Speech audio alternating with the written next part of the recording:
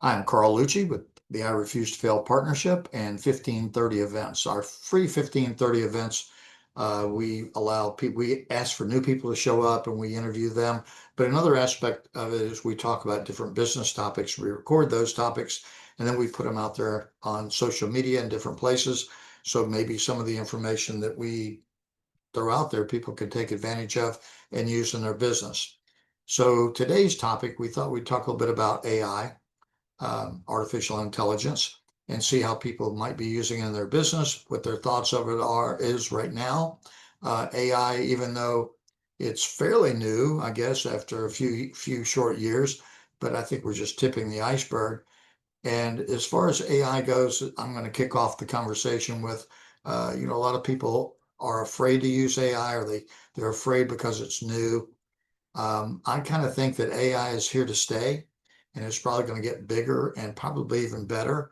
I think there is a place for it. I don't think it's perfect yet, and I think it's a great starting point for people to use in some aspects of their business. We're using it in our business a little bit, and a lot of it I use personally is to get a concept or get an idea and then go in and take whatever AI gives me and then make it more of mine. But I really want to hear from other people in the room on how they are using AI. So what I'm going to do is ask them to just literally raise their hand and I'll call on them and we'll see what, if they've got something to say. So who would like to make a comment on that? Okay, Colleen, if you want to unmute. There you are. I'm using AI right now for 3 different things in my business, and I really am enjoying use it. As we said before we began this, I love AI, but I don't think that it's something that we should rely on. It's a tool and it's an asset if used correctly. So I use it. One thing I really like is for photos, and I use Aragon AI, ARAGON.ai, and you submit your selfies you've taken, and it gives you back very good AI pictures. And when I say very good, I mean the ladies that I go to lunch with didn't know that they weren't my pictures. That's Oh, wow. pretty good. Yeah, that's pretty good. It's And just what was that one called? What is that called? Aragon. Aragon. It's ARAGON.ai. Huh, okay. And it's a lot less expensive than having a photographer come out to the farm and do photos, which I've also done. So I love that one. Right now, I'm also using Facebook AI for Facebook ads. And by that, I mean that I hunted for a long time to find somebody to help me with Facebook ads. It's not something I want to specialize in. I just needed some ads ran, and I didn't want to go with somebody that didn't have a good track record. But I found a company, YOLO Nerd, like you only live once nerd. And they have an AI program that they use for ads. And it's been amazing so far. The hits and leads are amazing that I'm getting off of it. I've only been doing it for a few weeks with them, but the ads that the AI singled out for me to use aren't ones that I would have chosen for myself, but they're having great reach and doing good things. And so that was also another eye opener. Like, I don't need to know it all. I just need to know somebody that knows it all or know where to find the answers. And YOLO Nerds provided that for me. Another thing that I've really been using it with is with my blog post, being able to ease into AEO, which is new on the market, fairly new on the market. I think is just going to go a lot stronger in that direction with AI. So switching a little bit from SEO, search engine optimization, to answer engine optimization, and being able to fine tune my blog post to meet those criteria. So, I'd love to hear so I anybody was else. gonna ask about that. I don't mean to interrupt you, but it's AEO. AEO, so your Okay. answer engine optimization. So when Okay. somebody who's my client, a midlife entrepreneur, may go online, what question are they asking when they go Google something? What question are they asking? And then you can take that specific question and build off it. And I'd love to hear you guys' input on it. I've enjoyed it. I think it's a new twist, but I'm not scared of new twists and learning new tricks. I just want to do them in the best way possible and utilize them in the best way possible. So if anybody has input on that, I would love to hear that. Yeah. Okay. No, I agree. Business changes all the time, right? I mean, everything Absolutely. changes all the time, but business changes all the time. And if you're not staying on top of it, so I love it. And I like change personally. But anyway, Mark, did you want to comment on something? Yeah. I was just gonna, I guess, mention a few. Colleen's 100% right. You gotta, if you're gonna use certain tools, you need to know a little bit about which tools to use, when to use it, and then how to use it. Those are really the three main things, especially when it comes to AI.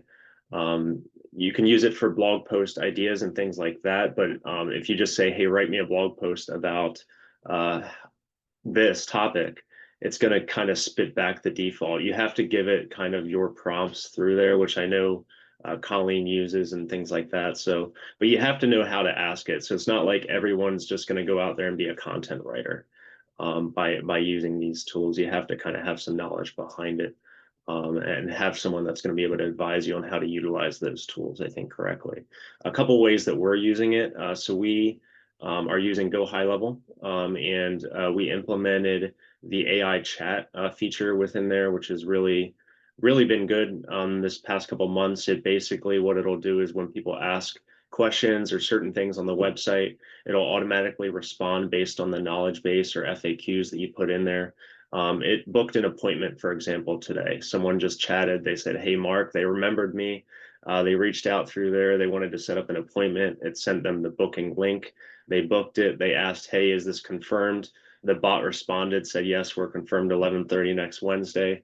And all I did was go in and just checked as these things were happening while I was in another Zoom meeting. So that was cool. Last week, we implemented the voice AI. So we were testing this for about a month, actually.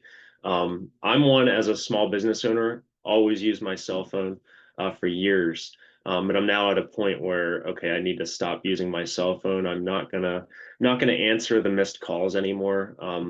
I turn my phone in do not disturb most of the time, if not all the time. So those missed calls really are missed opportunity. I actually did a video on this last week. Quick example, we turned on the voice AI last week.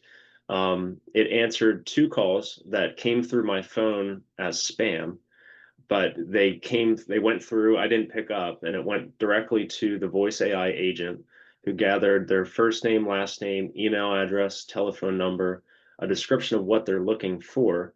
And essentially, I just went in, got all this information. At the end of the day, our team member reached out, scheduled a call, and we were able to kind of book a consultation call based off of that. So really, a lot of information can be gathered from a voice AI agent for your business to really help transcribe a lot more information. I mean, think about it. How many times do you answer your business voicemail, and do you get their name, their email address, and phone number? Probably not. And most of the time, a lot of my business phone messages are, "Hi, my name's Bob, call me back," that kind of thing. It's not a lot of details with that. So yeah, I mean, those are some quick ways. Of course, we're using it for YouTube ideas, things like that. So for the YouTube shorts that I'm putting out for free content and tips and things like that, I'm using it for that. I'm also using it again for blog topics, things like that, and then kind of revising it. Helps really a stepping stone.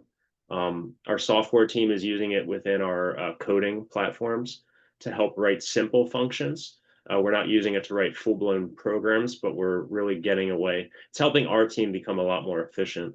And then one other quick example, we have a SaaS-based product that uses another support software called Intercom. And it's actually solved 80% of our customer questions that have come through that bot. So now our customer service person is actually focused on different things instead of answering the same question every single day. Now they can focus on other things within the business. So really, I think it's going to be a big thing, and it's going to help businesses just be a lot more profitable and a lot more efficient overall. Okay, I got a couple of things. First of all, Mark, other than being an I refuse to fail partner, which we appreciate, but you also have your own business, which go ahead and tell everybody who you are and what you do, so that Yeah. they know. Sorry, I got excited about the whole AI thing. I wanted to No, I jump. know that's good. That's good. Yeah, so Mark Lane from Eco York. I own a web and software development company. I've been in business since 2009, and yeah, I'm I refuse to fail partner, and definitely enjoy these meetings for sure. So Okay, good.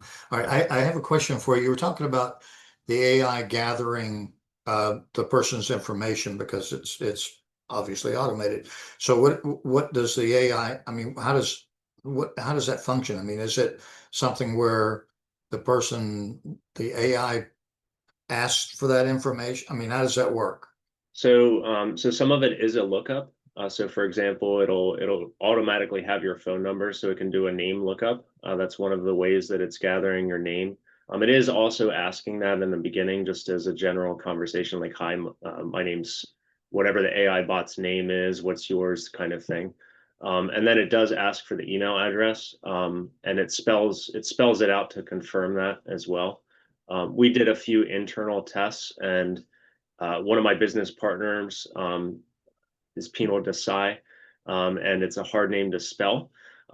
He moved here when he was 13. He's from India, but it was able to spell his name correctly and actually pronounced it correctly, and got his email address spot on. I think it might have missed one letter maybe in the name, but other than that, it was pretty accurate. And it was funny because he mentioned that no human agent has ever been able to get his name correct. So I thought that was interesting.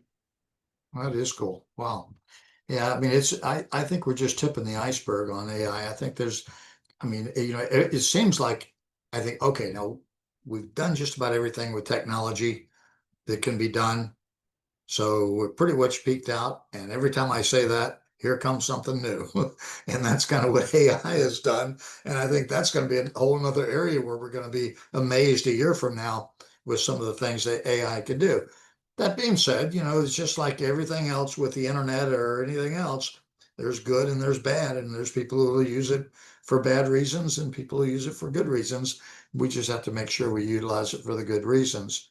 Did anybody else have a comment in the room that would like to talk? Just raise your hand and I'll give you an opportunity. Okay. Nobody else? Okay, Louise, do you want to unmute? Yeah, I just wanted to follow up with what you were saying about um, being careful, because it is so new that the law hasn't caught up with it yet. And people are using AI and they're violating copyright. And I know for a fact New York Times has already filed a lawsuit about it, and a lot of photographers are, because what is happening with and this is actually for Colleen, you may want to be cautious. The way it works is it draws from people's copyrighted pictures, and then it creates its own, and then that's violating all these photographers. So I know there's lawsuits that photographers have filed as well. So it is a good tool, but you have to be cautious. That's all I wanted to say. Yeah, that's true. Colleen, did you want to comment? I did want to comment. So I'm wondering what pictures that would be in reference to, because when I'm using the headshot, I'm giving them my pictures that I took, my selfies on my phone that I took. And I do understand what you're saying though, because I used them for something and it came back and said that these weren't my pictures. And I don't remember what platform I used it for. And I had to just submit my actual selfie and be like, yeah, this is actually me. But I've only had that instance once, and because I'm not doing, like, I don't know, I wouldn't AI generate a picture of people on a boat or something like that. I strictly do pictures of myself. Okay. All right. Well, Greg, did you want to say something? Yeah, to Colleen's point, I think a lot of the problem with that is that the training data that's used to train these things on how to make pictures is drawn from lots and lots of people, lots and lots of sources. And so it ends up being not quite like your work, and it's got elements of lots of people's work, and so that's why the copyright issues are very complicated. Like, to what extent is it violating everyone's copyright? Like, just in the process of operating, because of the way these things are trained. I don't, I don't have an answer to that. And also on what Mark said about AI being good at writing small functions. I can definitely confirm that it's very good at, if you can break the problem down into small chunks, the AI can write your code for you, but you still have to be able to think in terms of breaking the problem down and analyzing it. Okay, all right, real good. All right, anybody want to make a final note on anything? If they do, raise their hand, and then we'll wrap this up. Okay, Colleen? You're mute, there you go. I love my mute button. I do want to say too that like everybody has said, a lot of training goes into this. I think that some people are under the misconception that they can go to AI and say, write me this, and have it written and be successful with that. And that's not the way that the tool was created. I think that the tool is also best utilized when you do the training with it. I've done a lot of training with mine. I've actually gone back through my journals through the years and put a lot of that content in there just to get it to have my voice and the way that I speak and the way that I've spoken consistently through the years. So it is a really true replica of what I'm saying. And then, of course, always, it's better to be cautious and proofread everything. You always have to do that. Check everything for errors. And then also, when we were talking about like giving it a topic maybe for a blog post, I don't ever want my blog post to not be personal. And so every blog post I tie personal things into my experiences and things like that. And so to take it and get an outline is something that I've done. Get an outline and then plug my personal experience in different places in the outline where it fits, so that it is actually really me with a little bit of help. Wouldn't be any different than having a copywriter sit next to me and help me word my vision correctly. Okay, all right. Okay, all right, well, I'm gonna kind of wrap this up. A good discussion. I'll tell you how good AI is. I'm not actually here today. I am all AI, but I will be here next week for the next discussion. And so I'm going to close this one down, and we're going to be posting this on the connectionsdirectory.com website, and we may put it a few other places. And Mark, did you want to say something before we go? I just have a comment on that. So if anyone here watches Shark Tank, and I don't work for Shark Tank, there was actually someone that showed up on Shark Tank to show up on videos. I don't think it ever went through. I forget the name of it offhand, but if you Google Zoom meeting attendance AI or something like that, it was quite a few years ago. So you guys should check that out. It's a good idea. I did not know about that one. Yeah. Okay, all right, appreciate it. All right, so I'm going to wrap this up. We're going to stop the recording, and we're going to put it out there. Hopefully it'll help some people understand a little bit more about AI.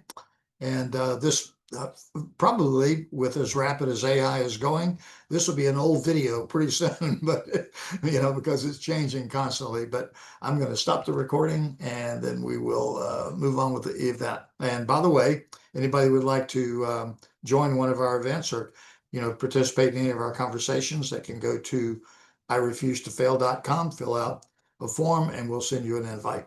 Okay.